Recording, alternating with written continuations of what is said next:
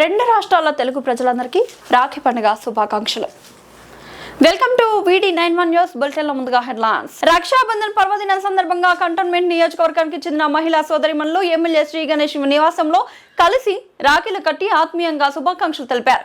ఈ సందర్భంగా ఎమ్మెల్యే శ్రీ గణేష్ మాట్లాడుతూ రక్షాబంధన్ అన్నా చెల్లెల ఆత్మీయ అనుబంధానికి ప్రతీక అని తెలిపారు. మహిళా సోదరిమణులు చూపించిన ప్రేమాభిమానాలు తనకు ఎంతో సంతోషాన్ని కలిగించాయని తెలిపారు.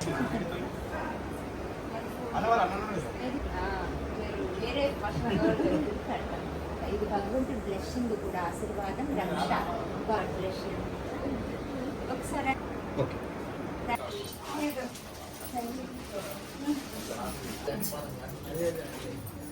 సదా మీ సపోర్ట్ మీ ఆత్మీయ thank you double bedroom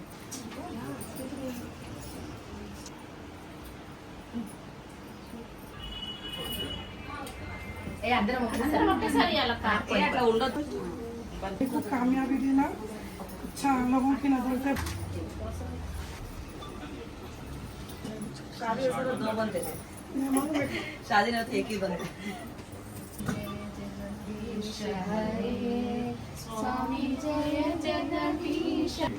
thank you. Rakshabandhan okay okay అన్న. कोई ना रही थैंक यू.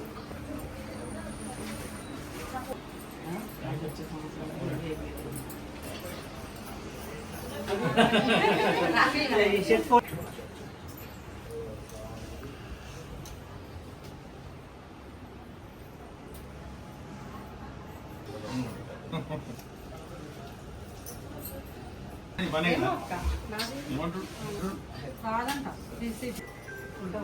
రమ్మని ఎవరు నాకు దాటుకునేది ఉంటుంది రేపు. थैंक यू अम्मा. आप भी सबसे मतलब आपको सीए बोला होगा. हमारा पूरा नाम हो गया आपके पूरा. Thank you Babu sir.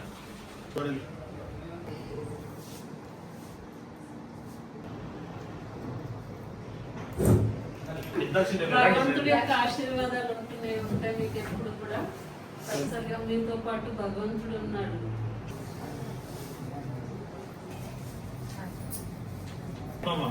ఇంతమంది రాదు. Correct sir.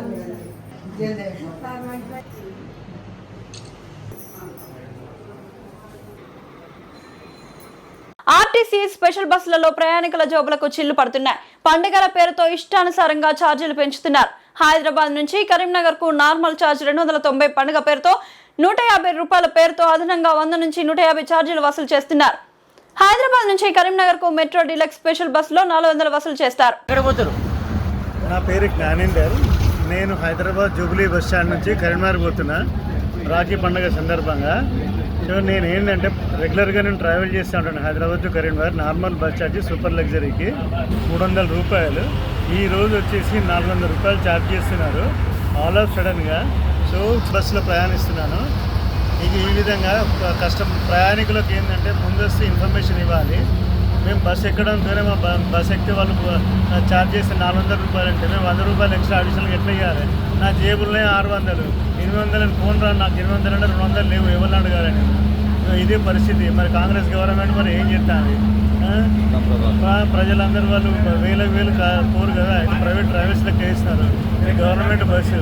మరి గవర్నమెంట్ బస్సులు ఎక్కుమంటారా? మరి ప్రైవేట్ బస్సులో ఎక్కి వెళ్ళిపోమంటారా? మరి మాకైతే ఏం అర్థమైతే లేదు ప్రయాణికులకు. చూడుని మరి ఒకసారి మరి రేవంత్ రెడ్డి ఏం చేస్తాడో, కాంగ్రెస్ ఏం చేస్తాడో, మొన్న ప్రభాకర్ ఏం చేస్తాడో, మినిస్టర్ ఏం చేస్తాడో, అందరూ ఏం చేస్తారో. ఇక ఇది సాధ్యమే అంతే.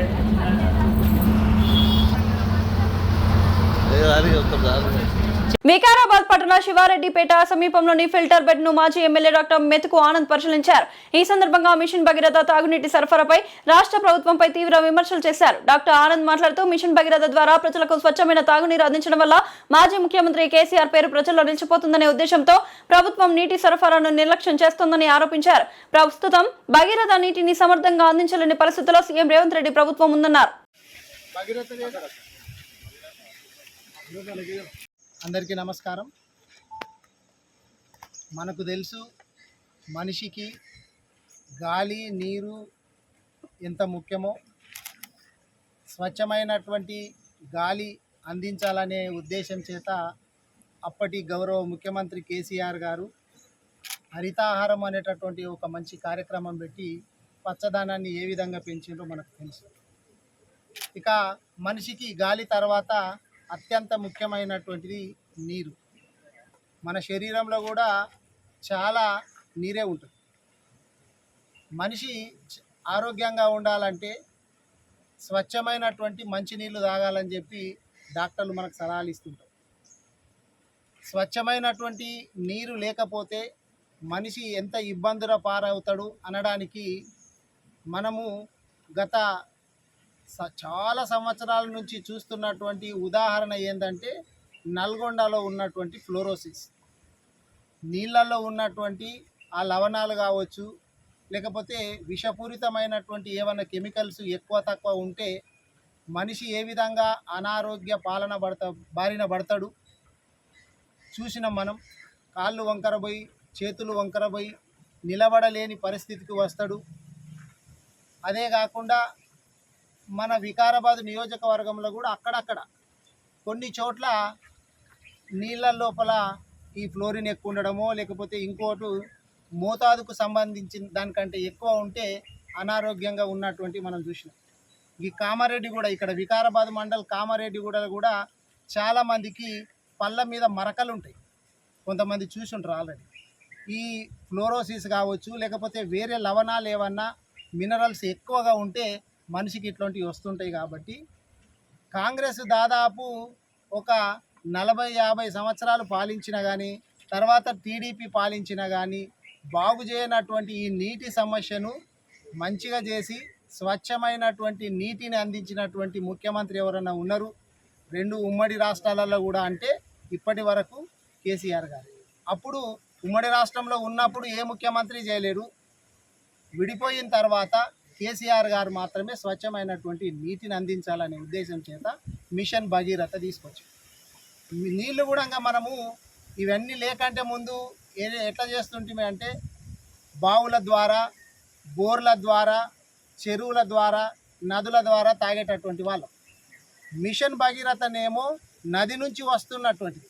ఇప్పుడు మనకి ఇక్కడ కృష్ణా నది నుంచి వస్తుంది, అవి పారుతున్నటువంటి నీళ్ళ నుంచి వస్తాయి. ఇక మనము ఊళ్ళల్లో గతంలో చూస్తేనేమో బావులల్లో, బోర్లల్లో ఇప్పటికీ కూడా మిషన్ భగీరథ నీళ్లు రాకపోతే, లేకపోతే అక్కడ అందుబాటులో వేరే నీళ్ళు లేకపోతే బోరు నీళ్ళు, బావు నీళ్ళు తాగుతుంటాం.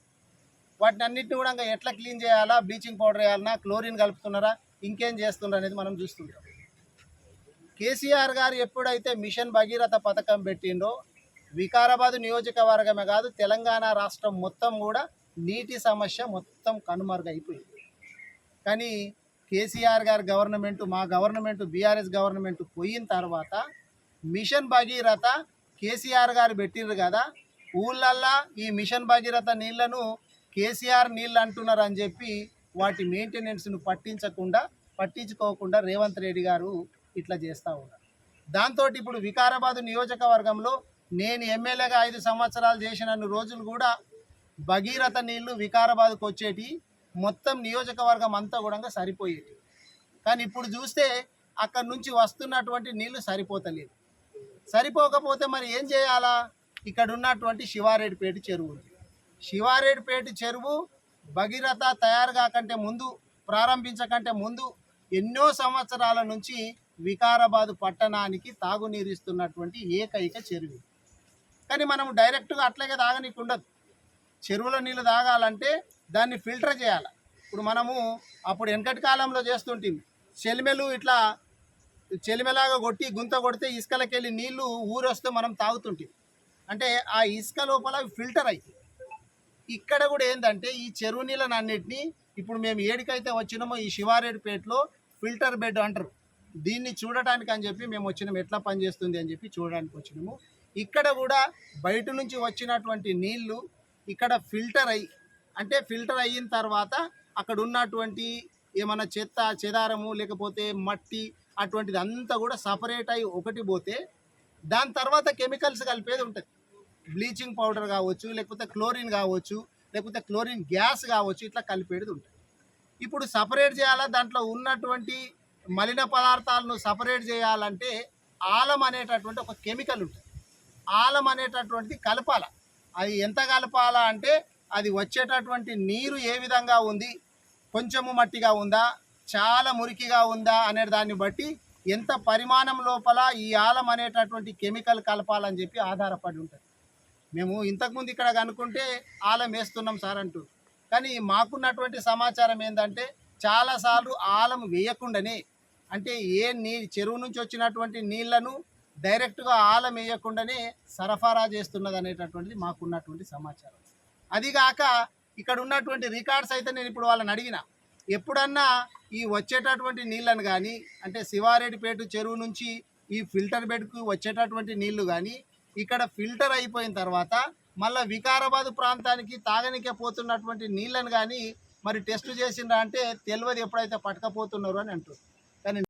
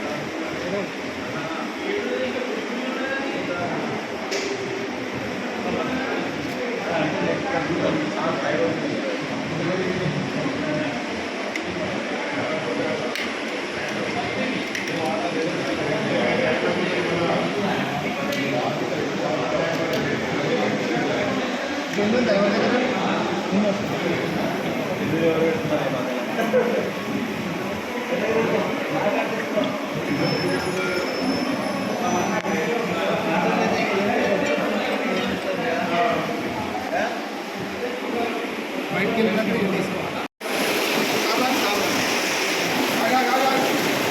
ఈ ఫైనల్ వాటర్, ఈ ఫిల్టర్ అయిన వాటర్ జరగండి ఫాస్ట్.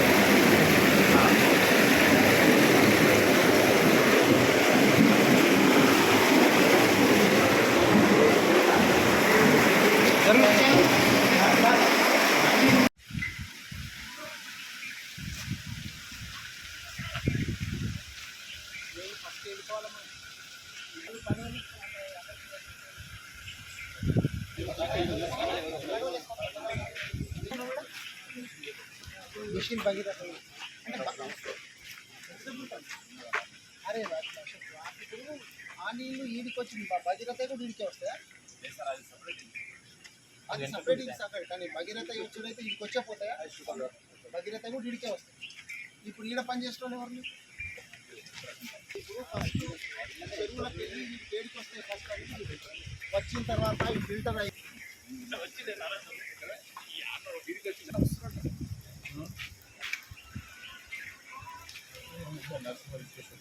అందరికీ నమస్కారం.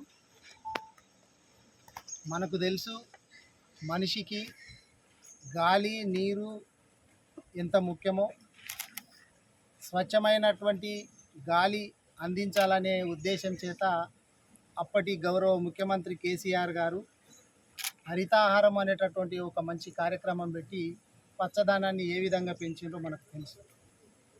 ఇక మనిషికి గాలి తర్వాత అత్యంత ముఖ్యమైనటువంటిది నీరు. మన శరీరంలో కూడా చాలా నీరే ఉంటుంది. మనిషి ఆరోగ్యంగా ఉండాలంటే స్వచ్ఛమైనటువంటి మంచినీళ్ళు తాగాలని చెప్పి డాక్టర్లు మనకు సలహాలు ఇస్తుంటారు. స్వచ్ఛమైనటువంటి నీరు లేకపోతే మనిషి ఎంత ఇబ్బందుల పారవుతాడు అనడానికి మనము గత చాలా సంవత్సరాల నుంచి చూస్తున్నటువంటి ఉదాహరణ ఏంటంటే నల్గొండలో ఉన్నటువంటి ఫ్లోరోసిస్. నీళ్ళల్లో ఉన్నటువంటి ఆ లవణాలు కావచ్చు, లేకపోతే విషపూరితమైనటువంటి ఏమైనా కెమికల్స్ ఎక్కువ తక్కువ ఉంటే మనిషి ఏ విధంగా అనారోగ్య బారిన పడతాడు చూసినాం మనం. కాళ్ళు వంకరబోయి, చేతులు వంకరబోయి నిలబడలేని పరిస్థితికి వస్తాడు. అదే కాకుండా మన వికారాబాద్ నియోజకవర్గంలో కూడా అక్కడక్కడ కొన్ని చోట్ల నీళ్ళ లోపల ఈ ఫ్లోరిన్ ఎక్కువ ఉండడమో లేకపోతే ఇంకోటి మోతాదుకు సంబంధించిన దానికంటే ఎక్కువ ఉంటే అనారోగ్యంగా ఉన్నటువంటి మనం చూసినాం. ఈ కామారెడ్డి కూడా ఇక్కడ వికారాబాద్ మండల్ కామారెడ్డి కూడా చాలామందికి పళ్ళ మీద మరకలు ఉంటాయి. కొంతమంది చూసి ఉంటారు ఆల్రెడీ. ఈ ఫ్లోరోసిస్ కావచ్చు లేకపోతే వేరే లవణాలు ఏమన్నా మినరల్స్ ఎక్కువగా ఉంటే మనిషికి ఇట్లాంటివి వస్తుంటాయి. కాబట్టి కాంగ్రెస్ దాదాపు ఒక 40-50 సంవత్సరాలు పాలించినా కానీ తర్వాత టీడీపీ పాలించినా కానీ బాగు చేయనటువంటి ఈ నీటి సమస్యను మంచిగా చేసి స్వచ్ఛమైనటువంటి నీటిని అందించినటువంటి ముఖ్యమంత్రి ఎవరన్నా ఉన్నారు 2 ఉమ్మడి రాష్ట్రాలలో కూడా అంటే ఇప్పటి వరకు కేసీఆర్ గారు. అప్పుడు ఉమ్మడి రాష్ట్రంలో ఉన్నప్పుడు ఏ ముఖ్యమంత్రి చేయలేరు. విడిపోయిన తర్వాత కేసీఆర్ గారు మాత్రమే స్వచ్ఛమైనటువంటి నీటిని అందించాలనే ఉద్దేశం చేత మిషన్ భగీరథ తీసుకొచ్చారు. నీళ్లు కూడా మనము ఇవన్నీ లేకంటే ముందు ఎట్లా చేస్తుంటే అంటే బావుల ద్వారా, బోర్ల ద్వారా, చెరువుల ద్వారా, నదుల ద్వారా తాగేటటువంటి వాళ్ళం. మిషన్ భగీరథనేమో నది నుంచి వస్తున్నటువంటిది. ఇప్పుడు మనకి ఇక్కడ కృష్ణా నది నుంచి వస్తుంది, అవి పారుతున్నటువంటి నీళ్ళ నుంచి వస్తాయి. ఇక మనము ఊళ్ళల్లో గతంలో చూస్తేనేమో బావులల్లో, బోర్లల్లో ఇప్పటికీ కూడా మిషన్ భగీరథ నీళ్లు రాకపోతే లేకపోతే అక్కడ అందుబాటులో వేరే నీళ్ళు లేకపోతే బోరు నీళ్ళు, బావు నీళ్ళు తాగుతుంటాం. వాటిని అన్నింటినీ కూడా ఎట్లా క్లీన్ చేయాలా, బ్లీచింగ్ పౌడర్ వేయాలన్నా, క్లోరిన్ కలుపుతున్నారా, ఇంకేం చేస్తున్నారు అనేది మనం చూస్తుంటాం. కేసీఆర్ గారు ఎప్పుడైతే మిషన్ భగీరథ పథకం పెట్టిండో వికారాబాద్ నియోజకవర్గమే కాదు తెలంగాణ రాష్ట్రం మొత్తం కూడా నీటి సమస్య మొత్తం కనుమరుగైపోయింది. కానీ కేసీఆర్ గారి గవర్నమెంట్, మా గవర్నమెంట్ బీఆర్ఎస్ గవర్నమెంట్ పోయిన తర్వాత మిషన్ భగీరథ కేసీఆర్ గారు పెట్టిర్రు కదా, ఊళ్ళల్లో ఈ మిషన్ భగీరథ నీళ్లను కేసీఆర్ నీళ్ళు అంటున్నారు అని చెప్పి వాటి మెయింటెనెన్స్ను పట్టించుకోకుండా రేవంత్ రెడ్డి గారు ఇట్లా చేస్తూ ఉన్నారు. దాంతో ఇప్పుడు వికారాబాద్ నియోజకవర్గంలో నేను ఎమ్మెల్యేగా 5 సంవత్సరాలు చేసిన రోజులు కూడా భగీరథ నీళ్లు వికారాబాద్కు వచ్చేటి, మొత్తం నియోజకవర్గం అంతా కూడా సరిపోయేటి. కానీ ఇప్పుడు చూస్తే అక్కడి నుంచి వస్తున్నటువంటి నీళ్లు సరిపోతలేదు. సరిపోకపోతే మరి ఏం చేయాలా? ఇక్కడ ఉన్నటువంటి శివారెడ్డిపేట చెరువు ఉంది. శివారెడ్డిపేట చెరువు భగీరథ తయారు కాకంటే ముందు, ప్రారంభించకంటే ముందు ఎన్నో సంవత్సరాల నుంచి వికారాబాద్ పట్టణానికి తాగునీరు ఇస్తున్నటువంటి ఏకైక చెరువు. కానీ మనం డైరెక్ట్గా అట్లాగే తాగనీకు ఉండదు. చెరువుల నీళ్ళు తాగాలంటే దాన్ని ఫిల్టర్ చేయాలి. ఇప్పుడు మనము అప్పుడు వెనకటి కాలంలో చేస్తుంటాం, చెలిమెలు ఇట్లా చెలిమెలాగా కొట్టి గుంత కొడితే ఇసుకలకి వెళ్ళి నీళ్లు ఊరొస్తే మనం తాగుతుంటాం. అంటే ఆ ఇసుక లోపల ఫిల్టర్ అవుతుంది. ఇక్కడ కూడా ఏంటంటే ఈ చెరువు నీళ్ళని అన్నిటినీ ఇప్పుడు మేము ఏడికైతే వచ్చినామో ఈ శివారెడ్డిపేటలో ఫిల్టర్ బెడ్ అంటారు, దీన్ని చూడటానికి అని చెప్పి మేము వచ్చినాము, ఎట్లా పనిచేస్తుంది అని చెప్పి చూడడానికి వచ్చినాము. ఇక్కడ కూడా బయట నుంచి వచ్చినటువంటి నీళ్లు ఇక్కడ ఫిల్టర్ అయిన తర్వాత అక్కడ ఉన్నటువంటి ఏమైనా చెత్త చెదారము లేకపోతే మట్టి అటువంటిది అంతా కూడా సపరేట్ అయ్యి ఒకటి పోతే దాని తర్వాత కెమికల్స్ కలిపేది ఉంటుంది. బ్లీచింగ్ పౌడర్ కావచ్చు, లేకపోతే క్లోరిన్ కావచ్చు, లేకపోతే క్లోరిన్ గ్యాస్ కావచ్చు, ఇట్లా కలిపేది ఉంటుంది. ఇప్పుడు సపరేట్ చేయాలా, దాంట్లో ఉన్నటువంటి మలిన పదార్థాలను సపరేట్ చేయాలంటే ఆలం అనేటటువంటి ఒక కెమికల్ ఉంటుంది. ఆలం అనేటటువంటిది కలపాల. అది ఎంత కలపాలా అంటే అది వచ్చేటటువంటి నీరు ఏ విధంగా ఉంది, కొంచెము మట్టిగా ఉందా, చాలా మురికిగా ఉందా అనే దాన్ని బట్టి ఎంత పరిమాణం లోపల ఈ ఆలం అనేటటువంటి కెమికల్ కలపాలని చెప్పి ఆధారపడి ఉంటుంది.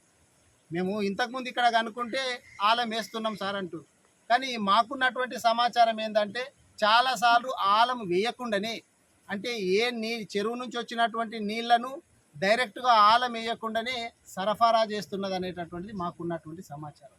అదిగాక ఇక్కడ ఉన్నటువంటి రికార్డ్స్ అయితే నేను ఇప్పుడు వాళ్ళని అడిగిన, ఎప్పుడన్నా ఈ వచ్చేటటువంటి నీళ్ళను కానీ అంటే శివారెడ్డిపేట చెరువు నుంచి ఈ ఫిల్టర్ బెడ్కు వచ్చేటటువంటి నీళ్లు కానీ ఇక్కడ ఫిల్టర్ అయిపోయిన తర్వాత మళ్ళీ వికారాబాద్ ప్రాంతానికి తాగనికే పోతున్నటువంటి నీళ్ళను కానీ మరి టెస్ట్ చేసిండ్రా అంటే తెలియదు, ఎప్పుడైతే పట్టకపోతున్నారు అని అంటారు. కానీ విశాఖ రైల్వే స్టేషన్ సమీపంలో ఫుట్పాత్ పై తల్లిదండ్రులతో కలిసి నిద్రిస్తున్న 4 ఏళ్ల బాలికను అర్ధరాత్రి ఓ యువకుడు కిడ్నాప్ చేసిన ఘటన కలకలం రేపుతోంది. విజయవాడకు చెందిన సయ్యద్ అబ్దుల్ హాఫీజ్ గని, సయ్యద్ శేషమ్మ దంపతులు షాపులకు ధూపం వేస్తూ జీవనం సాగిస్తున్నారు. 3 రోజుల క్రితం విజయవాడ నుంచి విశాఖకు వచ్చిన వారు రైల్వే స్టేషన్ ఎదురుగా ఉన్న బస్టాప్ వద్ద తమ 4 ఏళ్ల కుమార్తెతో కలిసి ఫుట్పాత్ పై నిద్రించారు. అర్ధరాత్రి సమయంలో బాలిక కనిపించకపోవడంతో తల్లిదండ్రులు పోలీసులను ఆశ్రయించారు.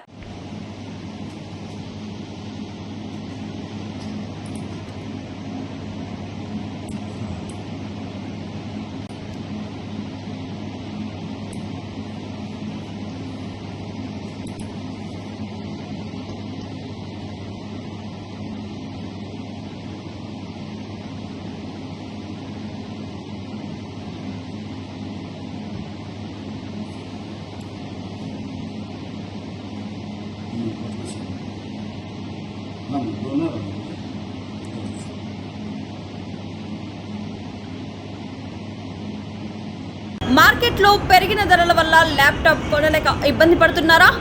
ఇక మీ చింతలన్నీ పక్కన పెట్టేయండి. గత 30 సంవత్సరాల నమ్మకం దిల్సుఖ్ నగర్ కీర్తి కంప్యూటర్స్. ఎంఎన్సి కంపెనీలు కేవలం 3 ఏళ్లు వాడిన బ్రాండెడ్ రీఫర్బిష్డ్ ల్యాప్టాప్స్ మరియు డెస్క్టాప్స్ ఇప్పుడు మీ బడ్జెట్ ధరలోనే. మార్కెట్లో 80,000 రూపాయల విలువ చేసే ల్యాప్టాప్స్ ఇక్కడ కేవలం 15,000 రూపాయల నుంచి 20,000 రూపాయల వరకే లభిస్తాయి. కొత్త ల్యాప్టాప్తో పోలిస్తే మీకు 40,000 నుండి 50,000 రూపాయల వరకు ఆదా.